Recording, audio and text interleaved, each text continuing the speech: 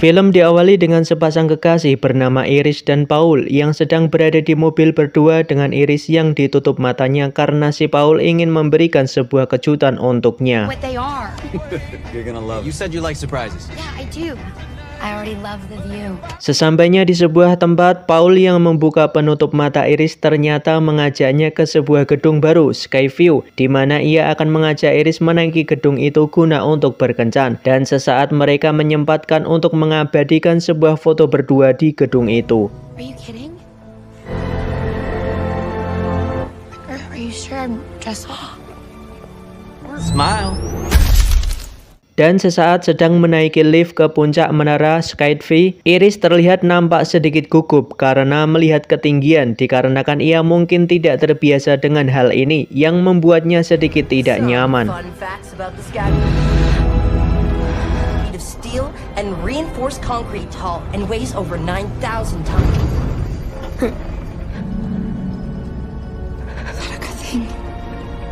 Ketika sudah mencapai puncak, mereka lantas memesan sebuah tempat, tapi kondisi saat itu sudah penuh dan mereka tidak kebagian tempat. Dan ya mau nggak mau mereka harus menikmati suasana puncak gedung sambil berdiri. Dan Iris pun mengambil sebuah bunga untuk dijadikan hiasan jas Paul. Dan Iris sempat terluka akibat tusukan duri bunga itu.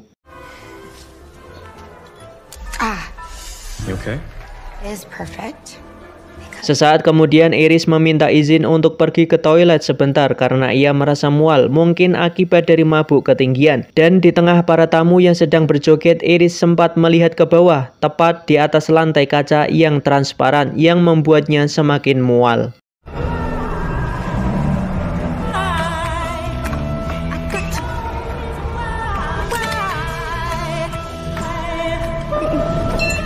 Dan Iris sempat dihampiri seorang wanita penyanyi. Ketika melihat Iris mual, lantas ia pun bertanya sudah berapa bulan ia mengandung. Dan sepertinya itu bukan mual biasa, melainkan mungkin pertanyaan wanita penyanyi itu ada benarnya. Oh, no, I don't know. That's wonderful news. Maybe one or two months. Dan Paul pun mengajak Iris menuju tempat paling puncak yang langsung bisa merasakan udara langsung. Singkat cerita, Paul pun berniat melamarnya saat itu, tapi Iris memberitahu bahwa ia juga sedang hamil. Mengetahui hal itu, Paul pun merasa senang akan hal itu karena ia berhasil membuahinya. Ya, sebelum nikah kumpul kebo dulu. Sorry. You're not upset? Are you kidding me? No. I'm like his kind of. Di waktu yang bersamaan juga terlihat anak kecil nakal yang sengaja melempar sebuah koin yang nampaknya itu akan menjadi bahaya besar karena koin yang ia lempar masuk ke ventilator dan mengganjal sebuah baling-baling.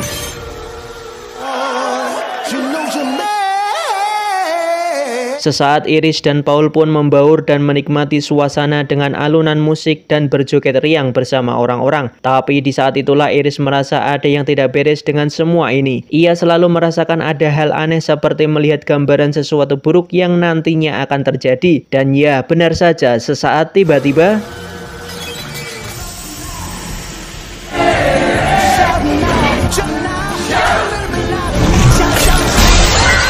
lantai kaca itu pun pecah dan orang-orang yang ada di atasnya terjatuh juga dengan Paul yang tidak bisa selamat. Suasana yang tadinya riang kini menjadi mencekam, terjadi kepanikan yang luar biasa. Dan akibat dari sambaran api lantas menyambar gas yang bocor dan ya, ledakan api terjadi.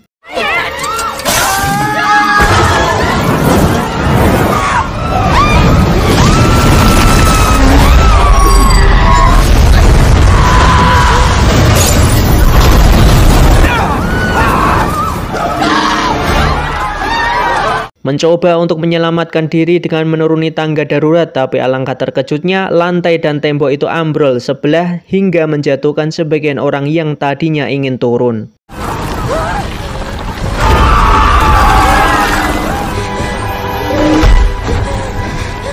Di tengah kepanikan terjadi, semua itu belum usai. Nampak tiba-tiba separuh lantai di gedung yang tinggi itu juga terbelah dan terjatuh. Entah apa yang terjadi. Apakah ini kegagalan dari konstruksi bangunan itu sendiri? Mengingat bangunan itu baru saja diresmikan.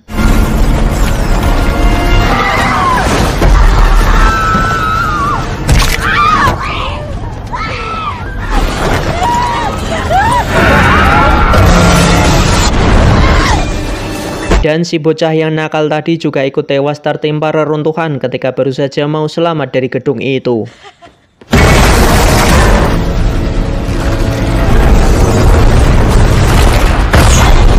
Kembali ke Iris yang nampak tersisa sendiri. Seketika itu muncullah anak kecil yang meminta tolong. Ya, anak seorang wanita penyanyi itu juga selamat karena bersembunyi di sebuah kotak dan Iris pun menggapainya. Namun perjuangan itu belumlah usai karena lagi-lagi lantai yang tinggal separuh itu juga ambruk dengan Iris yang terlihat masih menggantung berkat cincinnya yang nyangkut. Tapi itu tidak lama dan akhirnya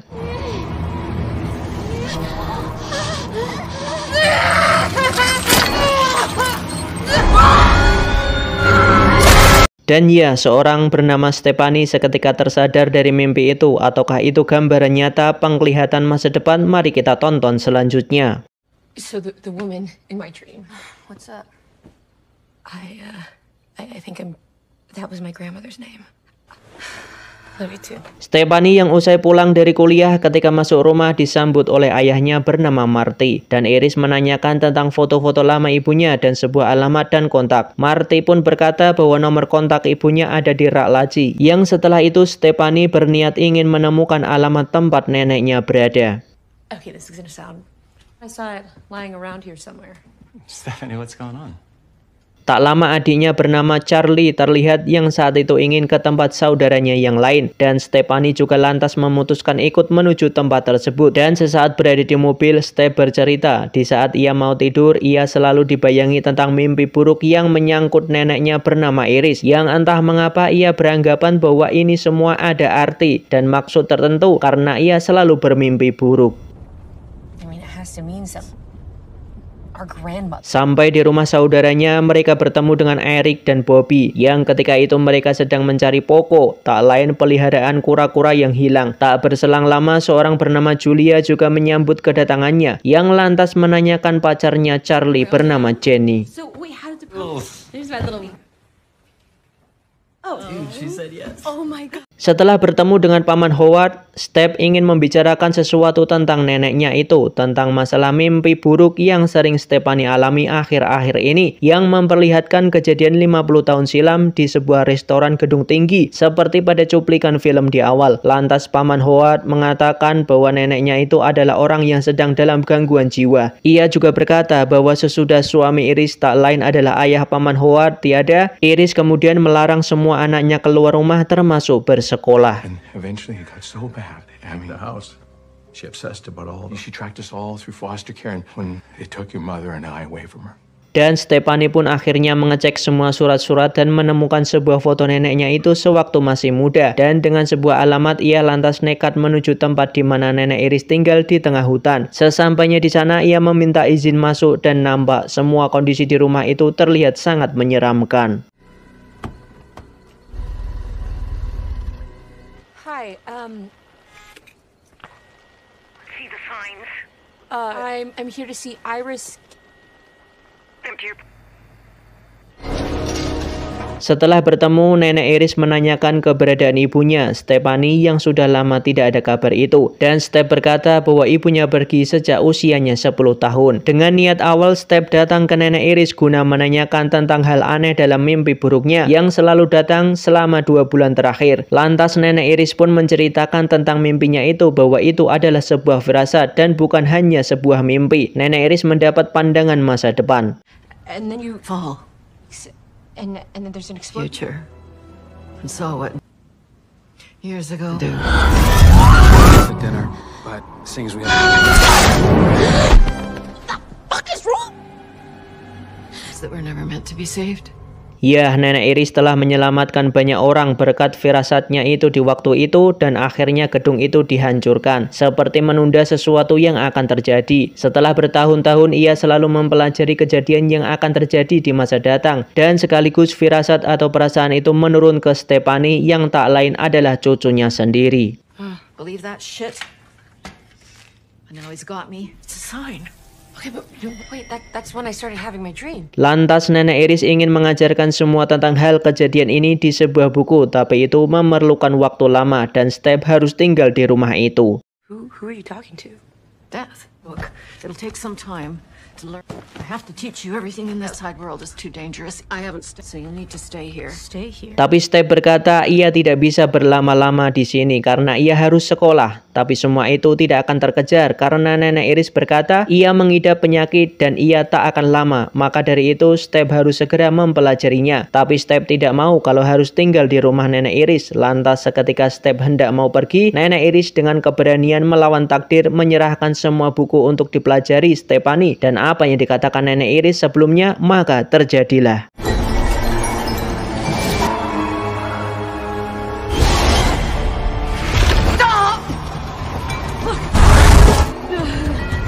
Everything you need to know to keep our family safe. Step back. You still don't believe me.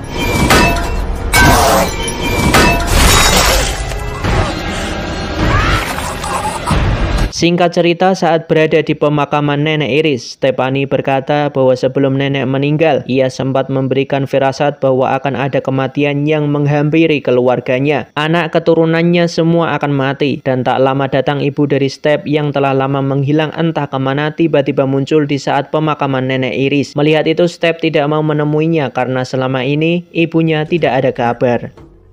Come on. Not even gonna talk to her? Charlie, she abandoned us and now she Give her a chance. Why?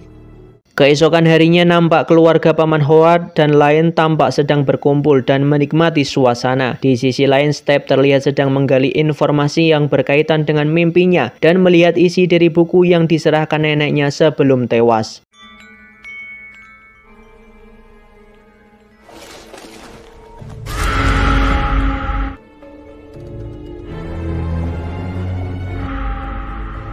Kembali ke tempat Paman Howard yang sedang berkumpul. Di situ juga datang Darlene, ibu dari Charlie dan Stephanie. Mereka menghabiskan waktu bersama dengan keluarga. Tapi sesaat ketika sedang minum, Julia nampak tersendak. Di sisi lain, Stephanie nampak telah membuka buku dan sedang mempelajarinya untuk mengulik kejadian yang akan datang guna bisa mengetahui hal masa depan.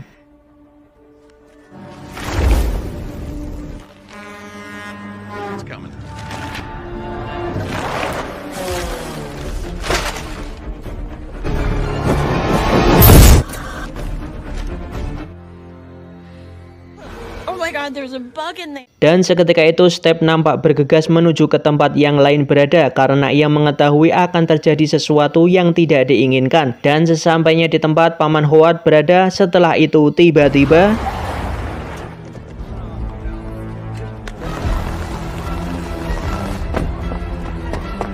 Stephanie. It's okay.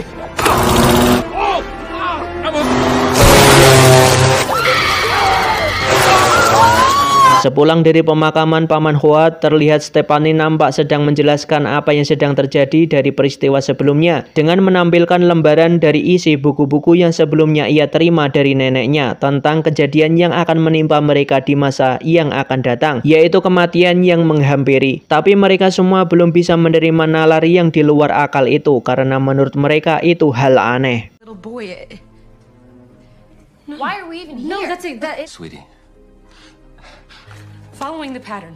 In this room is on death's hit list? Di malam harinya nampak Eric yang berprofesi sebagai tukang tato dan tindik sedang melayani konsumennya yang sedang nindik lidah. Tapi setelah selesai, saat Eric sedang mentato tangannya sendiri, sebuah gelas terjatuh yang membuat ia teralihkan fokusnya sementara ke gelas itu. Dan entah mengapa kejadian aneh terulang lagi. Sebuah rantai menyangkut di hidungnya menempel tindiknya yang membuatnya bergelantungan karena terhubung dengan baling-baling kipas yang sedang berputar.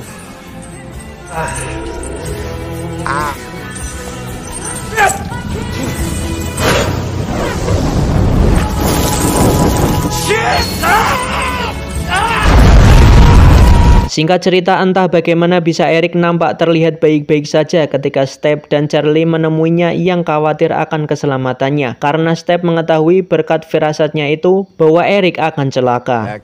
Bailey got burned. Yeah, firefighters said I was lucky as fuck that I was... You said you were asleep. That you were blown up. I got branded. Guy which causes him to, Sesaat sebuah truk sampah berhenti di dekat mereka dan juga Julia juga nampak bersama mereka. Step kemudian menghimbau agar menjauhi truk itu, tapi imbauan itu tidak dihiraukan Eric. Malah ia mendekati truk itu dan menciumnya seolah tidak akan terjadi apa-apa. Eric's tempting. How about that? Beberapa saat truk berlalu dan Julia juga pamit untuk jogging. Di saat itulah tiba-tiba Julia bisa masuk ke dalam tempat sampah akibat terhantam bola yang membuatnya terpental. Dan seketika itu Julia masuk ke truk sampah itu karena memang sedang ada pengambilan sampah. Melihat hal itu, Step, Eric, dan Charlie pun panik dan mengejar truk sampah untuk menghentikannya. Tapi apa yang terjadi dengan Julia? Akhirnya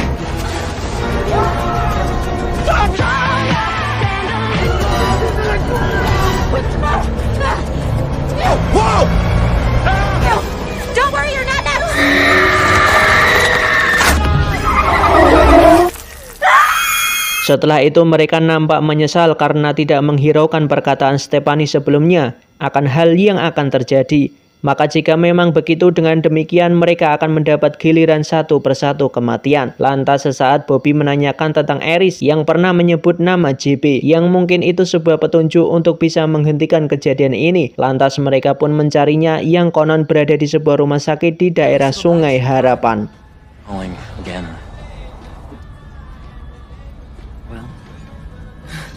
Sesampainya di rumah sakit, Step dan lainnya telah bertemu dengan JB. Tak lain adalah William John Bloward atau JB itu sendiri yang ternyata seorang dokter. Dan JB sendiri adalah salah satu anak kecil yang diselamatkan nenek Iris saat ketika kejadian 50 tahun lalu di sebuah gedung yang terlihat di awal film. Dan dengan Step ke sana bertujuan ingin mencari solusi apakah kejadian yang mereka alami bisa dicegah, mengingat beberapa anggota keluarga mereka sudah ada yang tewas, persis sesuai gambaran dan firasat Step. Juga telah dituliskan dalam sebuah buku milik Iris.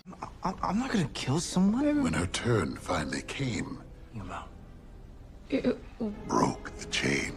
Ya, tidak mendapat petunjuk yang bisa dilakukan karena semua mereka akan mati. Tapi Step tidak berputus asa. Ia mencoba mencari jalan keluar agar bisa menghentikan kejadian semua ini. Now that my old friend, after that, I'm to enjoy. Dude, we need your help. Where are you going? No, Bobby. that can't be it. No. Bobby's got to die. Steph, he gave us an Eric dan Bobby yang saat itu pergi berdua. Lantas Eric menyuruh Bobby untuk bersembunyi di sebuah ruangan dan ia berkata bahwa ia mempunyai ide yang lain. Tapi saat Eric keluar tanpa disadari dan disengaja, sebuah benda jatuh dan menekan sebuah tombol yang mengaktifkan sebuah alat di mana itu adalah sebuah MRI di sebuah rumah sakit. Lovely day today. Where would they be? I don't know, but there's a... Setelah Eric kembali, ia menyuruh Bobby duduk di kursi roda dan menyuruh makan kacang mete, yang hal itu akan membuat Bobby menjadi kesakitan akibat ia alergi terhadap kacang-kacangan. Tapi mereka juga tidak menyadari bahwa mesin MRI yang ada di ruang itu aktif, sehingga akan menarik apapun benda logam yang ada di sekitarnya. Karena pada dasarnya MRI adalah sebuah medan magnet. Dan apa yang terjadi? Tiba-tiba Bobby, hey. Try calling them again.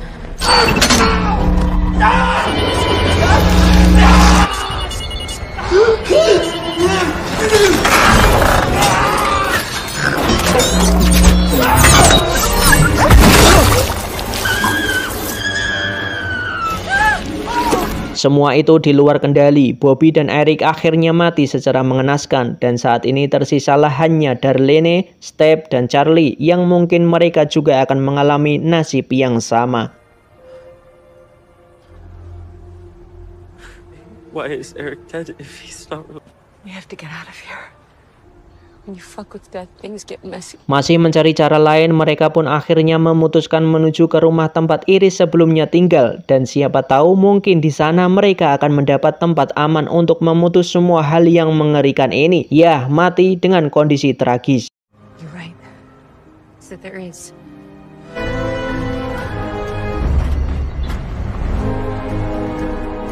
Akan tetapi sesampainya di tempat itu bukannya mendapat apa yang mereka mau, malah rumah itu meledak dengan dahsyat dan seketika itu dalam posisi yang Step yang masih di dalam mobil akibat tertahan sabuk pengaman yang tidak bisa lepas, dan ya, Darlene pun tewas ditimpa tiang setelah menyelamatkan Charlie.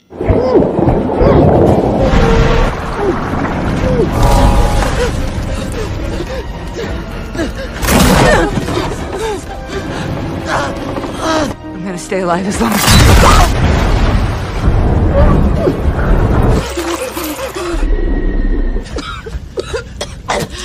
And I brought you back. Usai kembali dan merasa semua sudah baik-baik saja, mengira Step yang sebelumnya mati tapi berhasil hidup lagi, dikira sudah bisa memutus semua kejadian itu. Tapi saat dimana hari bahagia Charlie yang akan menikah, disitulah Step dan Charlie mengerti bahwa semua ini belum usai dan pada akhirnya mereka juga tewas.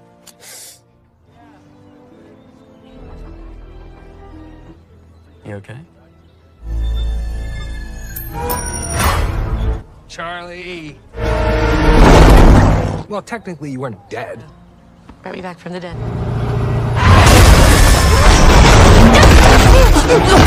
Dan film pun selesai. Catatan, segala sesuatu yang menyangkut kematian itu hal pasti dan tidak bisa dihindari atau lari darinya. Maka hal yang diinginkan dalam kematian adalah husnul khotimah, mati dalam keadaan membawa iman.